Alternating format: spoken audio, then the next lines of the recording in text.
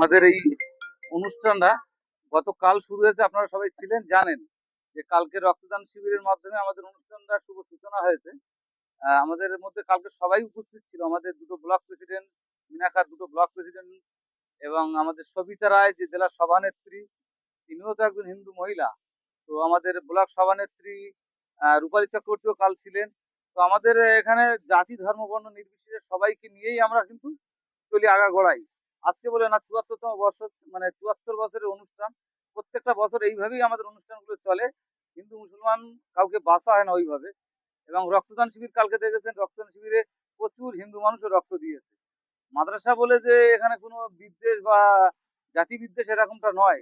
আমরা সবাইকে নিয়েই, হিন্দু মুসলমান সবাইকে নিয়েই কাজটা করি। দেখুন, এটা তো পুরোপুরি বিজেপির চাল। এটা তো পুরোপুরি বিজেপির চাল। এই যে জাতপাতের রাজনীতি না করলে ওরা তো কিছু ফায়দা করতে পারছে না, যার জন্য এই জাতপাতের রাজনীতিটা সারা ভারতবর্ষে ছড়িয়ে দিয়েছে। সেই সঙ্গে পশ্চিমবঙ্গেও ছড়ানোর আপ্রাণ চেষ্টা করছে ওরা। এসআইআর এর মাধ্যমে বিভিন্ন ভাবে হিন্দু মুসলমান জাতি দাঙ্গা লাগানোর জন্য আপ্রাণ চেষ্টা করছে।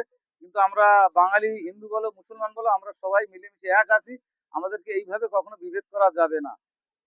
মিনাখাবাসীর উদ্দেশ্যে বলার, মাদ্রাসা যে একটা শুধু শিক্ষা প্রতিষ্ঠান নয়, সেটাও মানুষ জানুক যে মাদ্রাসা একটা মানে স্বেচ্ছাসেবী সংগঠনের মধ্যেই কাজ করছে, মানব সেবায় কাজ করছে। মাদ্রাসার তরফ থেকে আমাদের যেমন রক্তদান শিবির ছিল, এরকম বিভিন্ন কর্মসূচি নেওয়া হয়।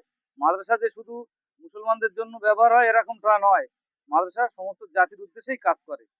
বিশেষ করে ভারত স্বাধীনতায় আমাদের দেওয়ান, উত্তরপ্রদেশ দেওয়ান মাদ্রাসা প্রথম স্বাধীনতায় এ রাখে ওরা, মানে ডাক দেয় স্বাধীনতার, ভারতবর্ষের স্বাধীনতার ডাক দেয় উত্তরপ্রদেশ দেওয়ান মাদ্রাসা। তো সেই মাদ্রাসা তো এখান থেকেই মানে স্বাধীনতা সংগ্রামী তৈরি হয়, দেশের সেবক তৈরি হয়, এই মাদ্রাসা থেকেই তৈরি হয়। এটাকে বিদ্বেষমূলক চোখে দেখার কোনো কারণ নেই, মাদ্রাসা জাতির সেবাই কাজ করে। এই মাদ্রাসা যদি আল্লাহ চায়, এই মাদ্রাসার দ্বারা যতটা সম্ভব সমাজ আপ্রাণ চেষ্টা করবো। আর শুভেচ্ছা রমজানের জন্য, যারা রোজা করবে সবার জন্যই শুভেচ্ছা। রমজানের সব শান্তিপূর্ণভাবে রোজা পালন করুক, এটাই চাইবো আমরা।